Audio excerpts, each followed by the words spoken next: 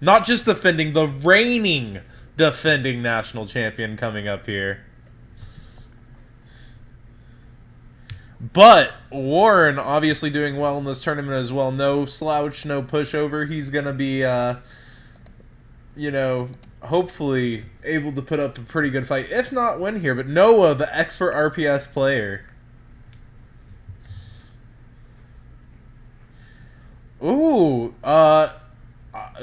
we've got a DN grinder here in Warren. He has 1,400 rating. And 25,2507. 2,507 duels, or duel points. But actually, Noah has more there at 2,644, but both those are really high, so they're both real DN grinders.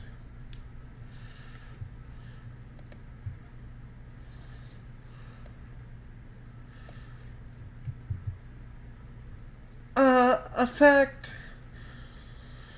So, yeah, it's, Nomax C here.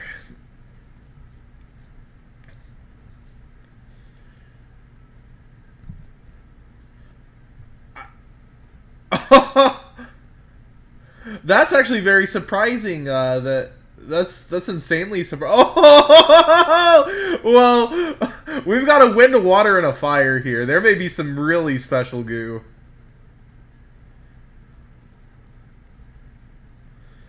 It may be... We're about to see some cards. Oh, it is!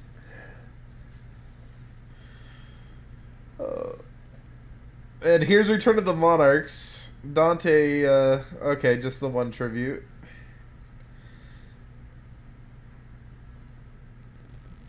He adds blue layer back to hand here, right? I thought he adds... When this card is normal summon, you can target a Super Quan Engrave and add to hand. He just didn't want to either put blue layer back in deck or at it.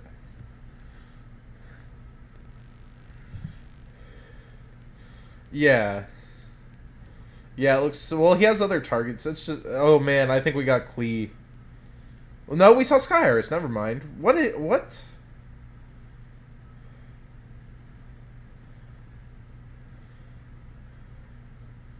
Oh, well, there's a dead card. A second Sky Iris. Oh, whoa! Oh, we've got some spice! I think we're in for a real feature. We're in for a treat. What?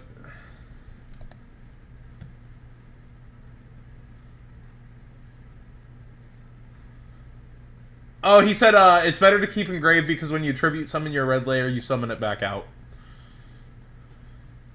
That makes perfect sense.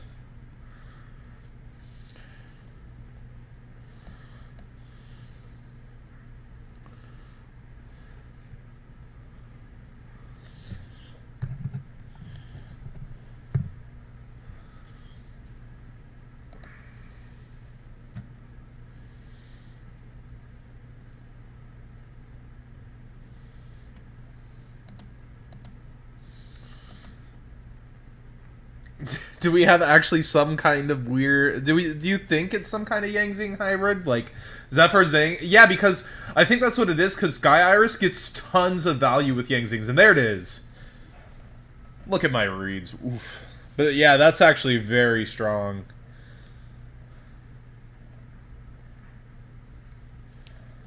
I can't imagine with all this tech that, like, Noah's playing Valor. Oh... That is too good.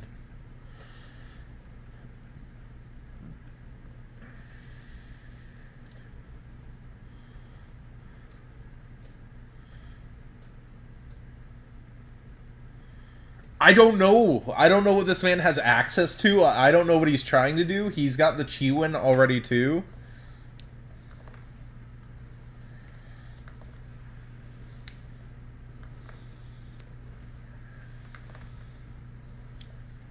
Nice. But Noah's saying hold up here. He might Aether here. But like what happens if you Kuraz? Like I guess the Xyz monster isn't bad to Kuraz, right?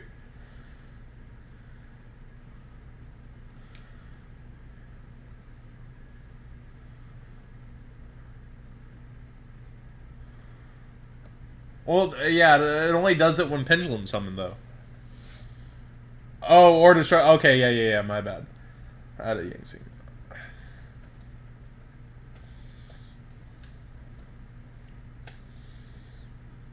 I'm surprised he didn't hit return.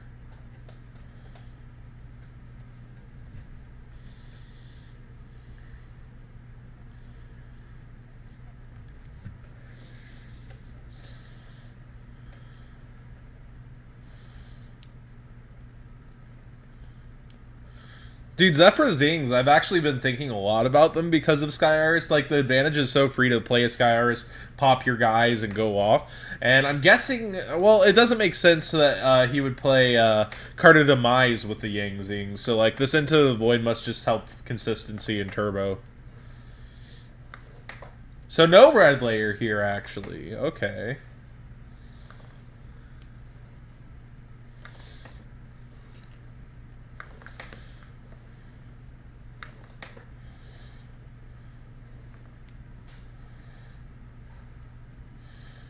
Yeah, he has. Yeah, he can Sky Iris his Chi-Win to have that ready. Bring out another. Have a guaranteed scale in hand, and man.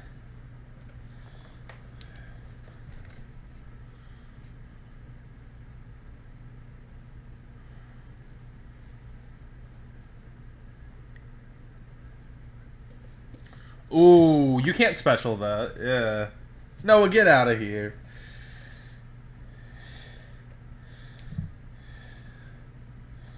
The Brothers of Destruction. Yeah. Misclick. Yep. And there goes a Pant Prime. So he still has a Prime for chum blocking, too.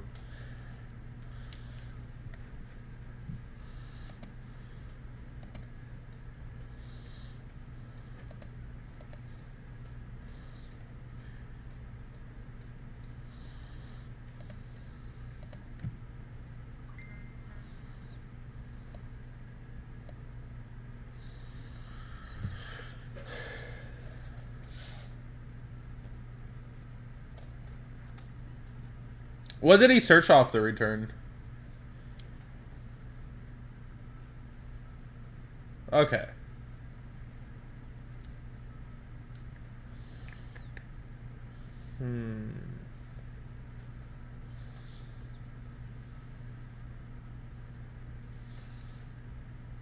Yeah. But I mean, there's another Aether loaded and another Kuraz ready. So now you have to play your cards a little more carefully.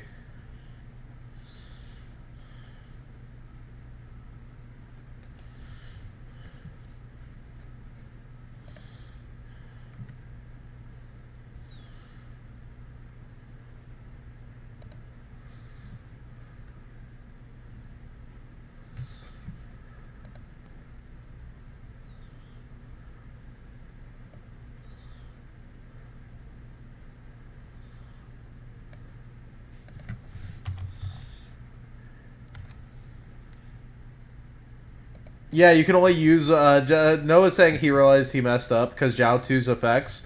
You can only use one of either of his effects once per turn.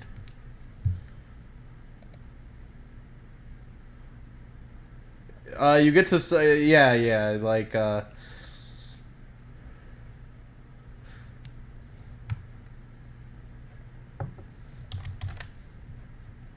And here comes the Oracle.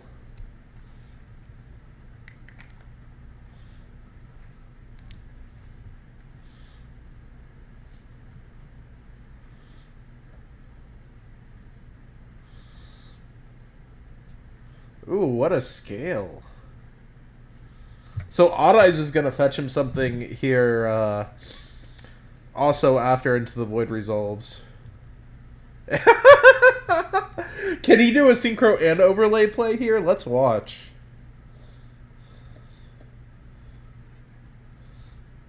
Isn't Photon Bouncer stops Aether, right?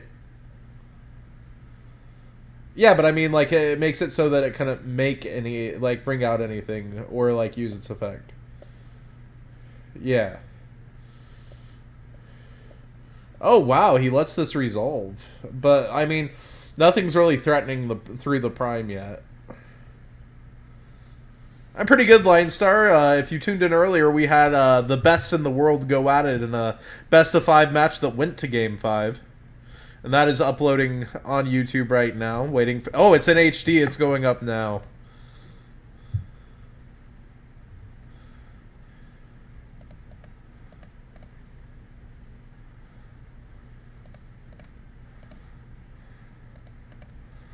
Another one.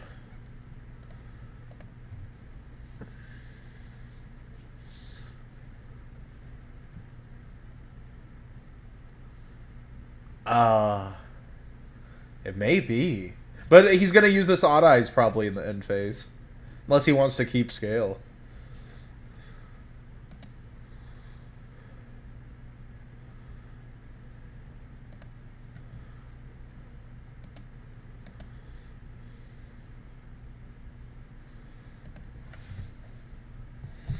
We are in game 1, Lion Star. So double Baxia here.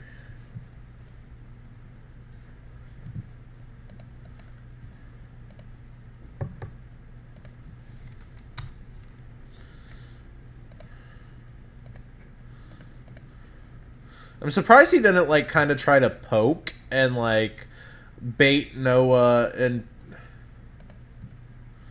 Yeah.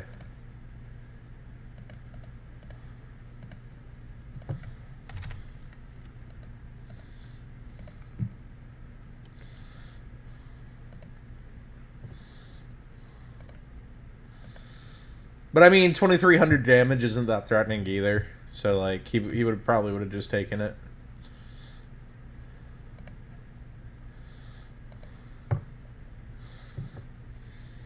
And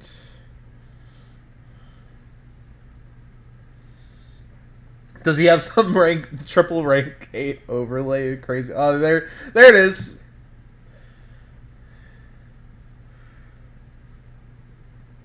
Well, yeah, now he forces the Prime to come out just to block 5,000 plus damage. Like, it's threatening on board enough to have 76 facing you down.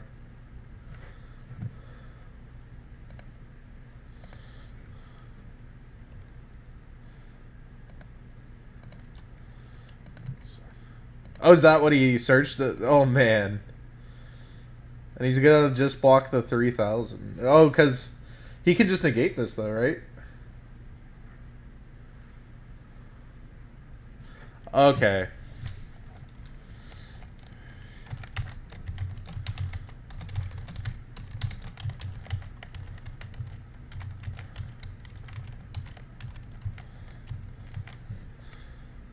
Yes, he is! What a field! What a setup!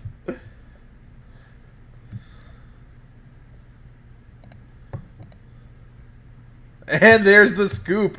Wow, Zing's taking down the reigning national champion for game 1. How do you adjust for this?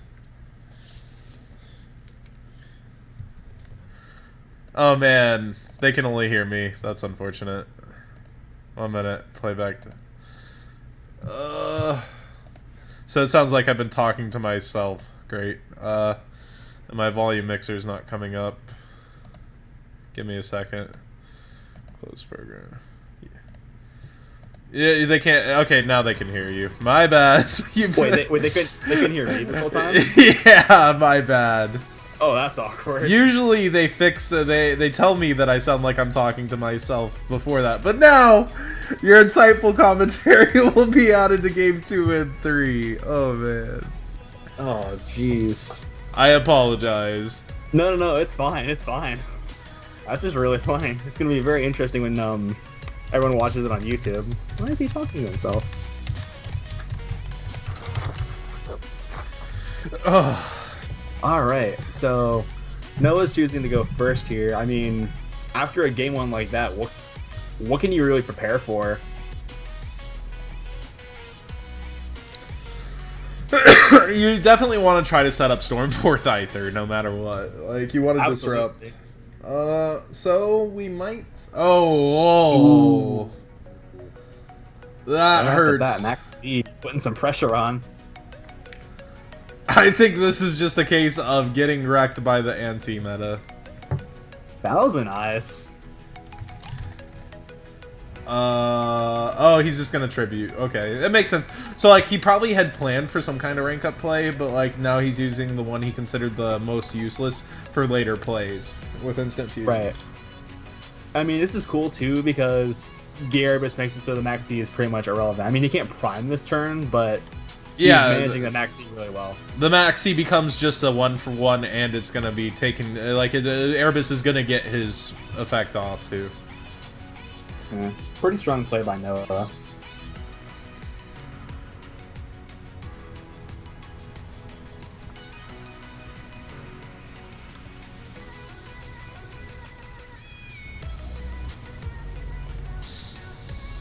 So we're doing triple tenacity. Yes, sir. So he probably already has the Aether loaded and is gonna get the Stormforth here. I Which assume. in and of itself, yeah, that sounds about right. Oh, no. He has Erebus. That's interesting. What could he really grab here, do you think? Just a Prime? Does he have another Pantheism, maybe? Could be. Oh, yeah, he's shuffling again. He's like, give me the cards, right? Yeah. So that's powerful.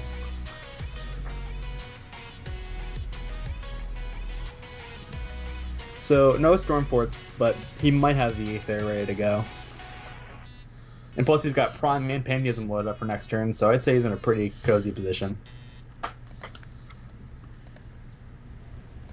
There's Young Zhao too. I've always said that Jiaotu is without a doubt one of the most powerful cards in this deck, but it just sucks getting it Veilered. Or even Strike now. Yeah, Strike definitely hurts it way bad. Yeah, because you don't even get the float after that. You just lose out on 3 cards. And But we see Backs get touching down and getting rid of the Monarch. yeah, this is pretty big. And now he's allowed to go. Yeah, because now we can just start blowing up the stuff to make even more synchros. Yeah, now he's got the Chiwin loaded too. Oh my. I mean, I'm gonna be honest, it's really entertaining to see Yang Zings of all things, round 4 in the Zodiac tournament, undefeated. Yeah, but how it's doing it too. How he's doing this is pretty crazy. And here's a pot of greed. Well, really avarice. Avarice, greed. But in any case, he's drawing 2 cards. That's pretty good, I'd say.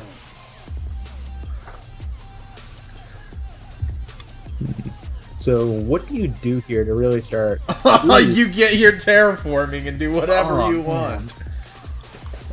Oh, Ooh, even better, Necrovalley, because now you can force the Prime out and just start pushing. Yeah. And it's stopping the Pantheism for the next turn.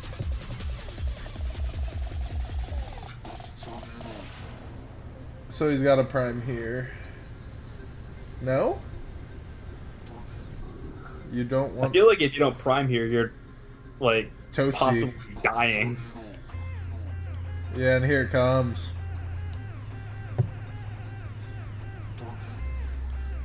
Wow, Yang Zing Turbo with Sky Iris.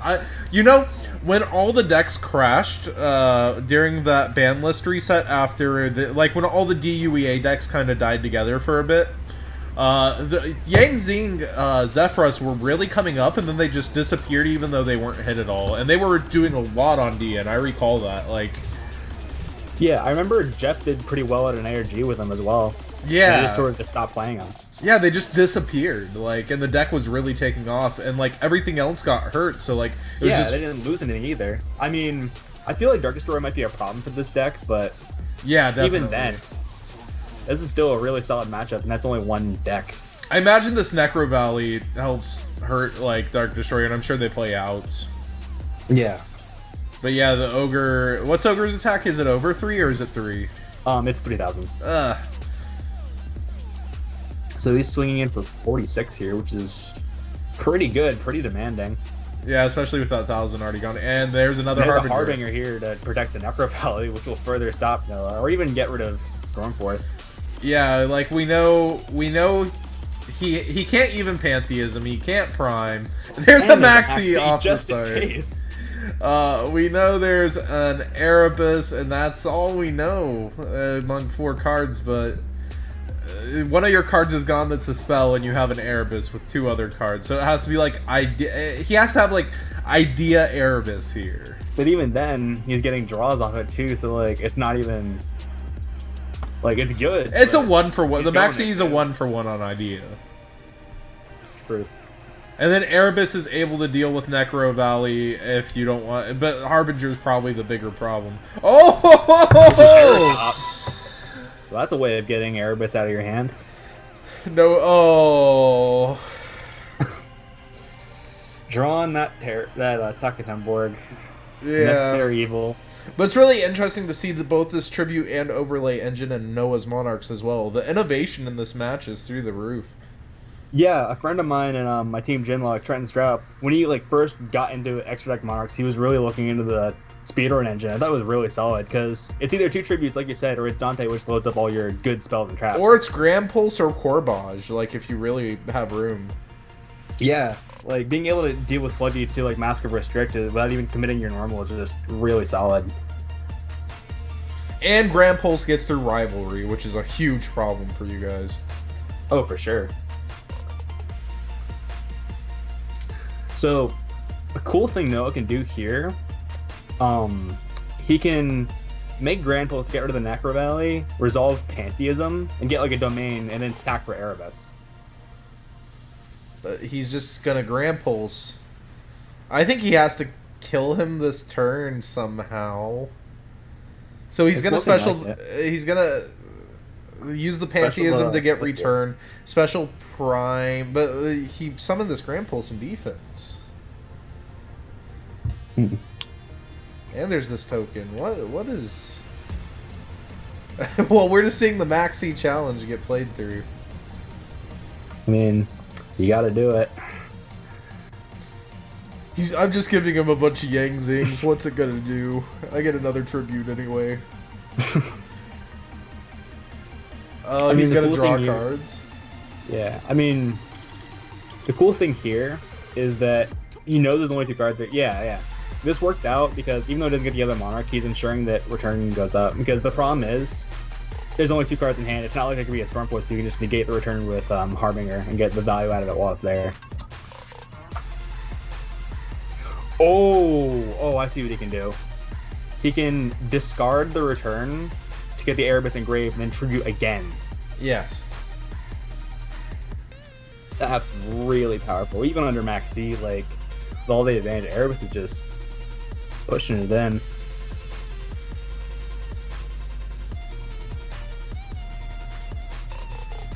But you're gonna have 5 cards to your graveyard of hopes and dreams. No! Guess not. He doesn't That's do interesting. I think that was the correct play. I think you're dying. Yeah, it looks... We see further what this deck has in store. Oh, a free scale. This really is the gift that keeps on giving. This is great. I think you had to try to Erebus rip and load your graveyard even further. I agree. Because now Yang Zings are just going to come out of nowhere and just shuffle away that Erebus. Oh, he's saying there's no Erebus in his graveyard. Isn't there? Wait, didn't it, I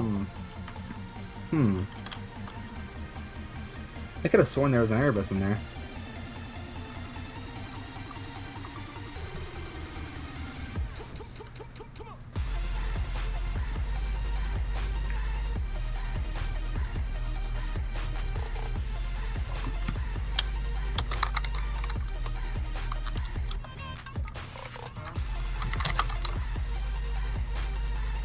So really, just at this point, what do you want to make?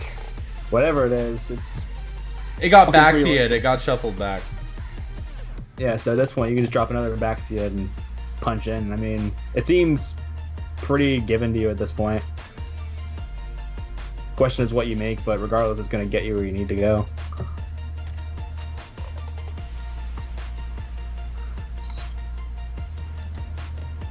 And here comes everything. Pen 4. How's that feel to say in Yang Zings? 4.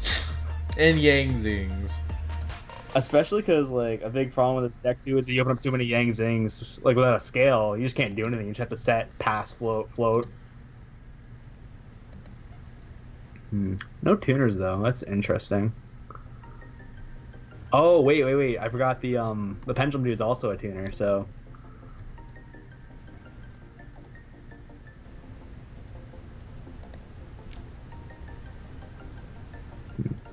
And that counter trap. Oh, man.